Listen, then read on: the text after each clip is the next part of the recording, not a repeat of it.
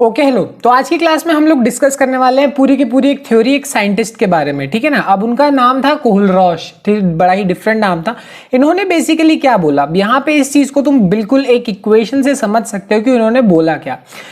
ये है क्या कि तुम लोगों को ये बात तो पता ही होगी कि लिमिटिंग मोलर कंडक्टिविटी क्या होता है। जब कंसंट्रेशन लगभग जीरो के बराबर होता है तो हम लिमिटिंग मोलर कंडक्टिविटी बोलते हैं।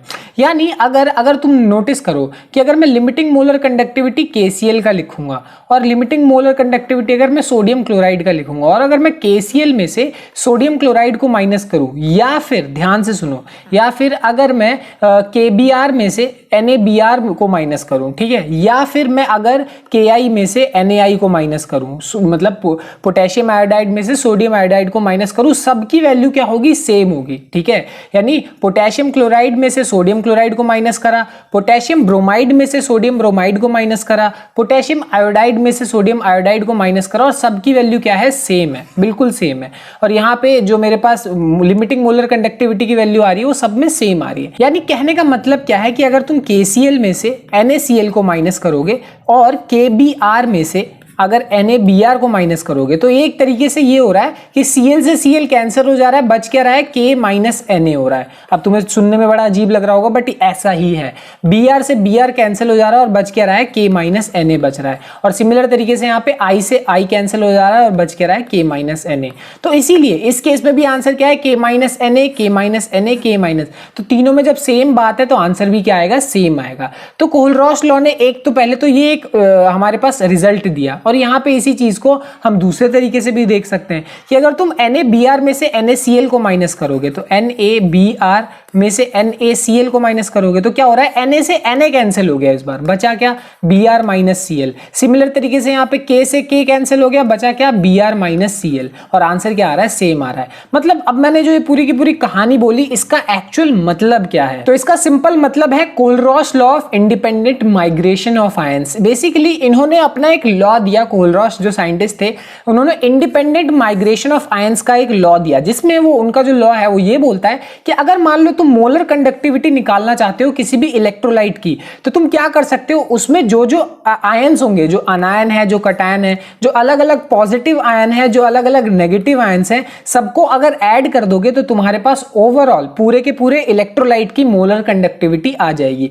जैसे कि एग्जांपल के तौर पे अगर तुम NaCl का निकालना चाहते हो तो तुम सिर्फ Na का और सिर्फ Cl का दोनों को ऐड कर दोगे तो तुम्हारे पास NaCl की मोलर कंडक्टिविटी आ जाएगी। सिर्फ इसीलिए हो क्या रहा था कि जब तुम NaCl में से NaBr को माइनस कर रहे थे तो हो क्या रहा है, ये NaCl का मतलब है Na प्लस Cl और NaBr का मतलब है Na प्लस Br, ठीक है। अब तुम इसमें से ये माइनस करोगे तो Na से Na तो कैंसिल हो ही जाएगा ना, बचेगा क्या, Cl माइनस Br। क्यों, क्योंकि देखो यहाँ पे अगर तुम इंडिविजुअल आयंस का अगर तुम मोलर कंडक्टिविटी को ऐड कर दोगे तो तुम्हें ओवरऑल पूरे इलेक्ट्रोलाइट की मिल जाएगी। ये बहुत इंपॉर्टेंट रिजल्ट है, सुनने में अजीब लगता है बट यही है जो है। तो यहाँ पे जो इक्वेशन है हम उसको एक जनरल फॉर्म दे सकते हैं, मतलब दुनिया में जितनी भी हमारे पास केसेस बनेंगे सबके लिए एक जनरल इक्वेशन दी जा सकती है, और वो इक्वेशन क्या है, कुछ इस तरीके से है। अब ये इक्वेशन तुम्हें दिखने में भले ही कॉम्प्लेक्स लग रही होगी बट ये है नहीं। यहाँ पे ये जो टर्म्स है मेरे पास, ये वाला टर्म और ये वाला टर्म, ये दोनों टर्म क्या रिप्रेजेंट कर रहे हैं, ये नंबर ऑफ आयंस को रिप्रेजेंट कर रहे हैं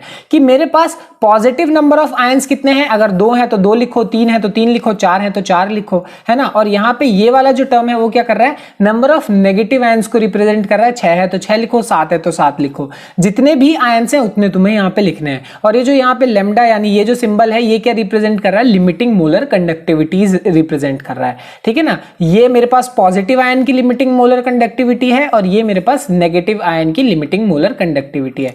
यहाँ पे तुम इस चीज को समझ सकते हो, एक सिंपल मेरे पास एक टेबल है, यहाँ जैसे देख सकते हो H मेरे पास एक पॉजिटिव आयन है, उसकी लिमिटिंग मोलर कंडक्टिविटी की वैल्यू इतनी होती है। OH नेगेटिव आयन है, वहां पे उसकी लिमिटिंग मोलर कंडक्टिविटी की वैल्यू ये होती है। तो इसको तुम यहाँ पे पुट कर सकते हो, इसको तुम यहाँ पे पुट कर सकते हो, और मतलब अलग अलग वैल्यूज को पुट करके ओवरऑल पूरे के पूरे इलेक्ट्रोलाइट का तुम आराम से लिमिटिंग मोलर कंडक्टिविटी आराम से निकाल सकते हो। तो अब बात कर लेते हैं Kohlrausch law for weak electrolytes. अभी तक जो हमने बात करी वो एक तरीके से स्ट्रॉन्ग इलेक्ट्रोलाइट्स के लिए मेजरली उन्हीं के लिए था, बट वीक इलेक्ट्रोलाइट्स के लिए अलग इक्वेशन क्यों बनानी पड़ती है ये बात तुम्हें पहले से पता है। क्यों? क्योंकि एक स्ट्रॉन्ग इलेक्ट्रोलाइट को तुम पानी में डालोगे तो वो पूरी तरीके से डिसोशिएट हो जाएगा। अगर तुम 10 मॉलिक्यूल्स को डालोगे तो 10 के 10 मॉलिक्यूल्स टूट जाएंगे, बट एक वीक इलेक्ट्रोलाइट को जब तुम पानी में डालोगे तो अगर 10 डालोगे तो जरूरी नहीं है 10 हो, 8 हो सकते हैं, 7 हो सकते हैं, ऐसे मतलब पूरी तरीके से वो डिसोशिएट नहीं होता। इस वजह से यहां पे एक डिफरेंट मेरे पास इक्वेशन मुझे बनानी पड़ेगी। तो अगर मान लो मेरे पास कंसंट्रेशन की वैल्यू C है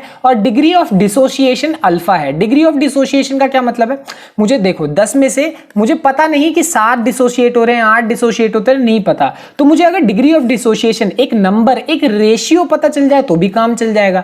तो ये डिग्री ऑफ डिसोसिएशन वही चीज होती है, मैं पहले भी तुम्हें बता चुका हूं। यानी अगर कंसंट्रेशन C है और डिग्री ऑफ डिसोसिएशन ये है तो हमारे पास अल्फा की वैल्यू क्या होती है, लैम्डा m अपॉन में लैम्डा m नॉट। यहां फर्क तुम्हें पता होना चाहिए।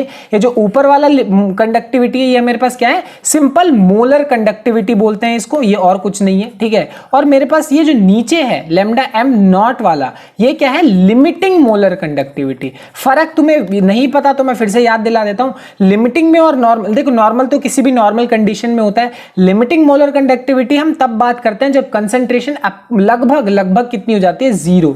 तो लगभग 0 कंसंट्रेशन पे हो जाता है तब हम लिमिटिंग मोलर कंडक्टिविटी की बात करते हैं। तो जैसे इन दोनों को डिवाइड करोगे तुम्हें अल्फा की वैल्यू मिल जाएगी, डिग्री ऑफ डिसोसिएशन मिल जाएगा। और तुम्हें पता ही है जब हम डिग्री ऑफ डिसोसिएशन की बात करते हैं तो साथ के साथ हम क्या करते हैं, इक्विलिब्रियम कांस्टेंट की भी बात करते हैं। अब तुम इतनी बड़ी इक्वेशन देख के डर गए होगे, डरने की कोई जरूरत नहीं है।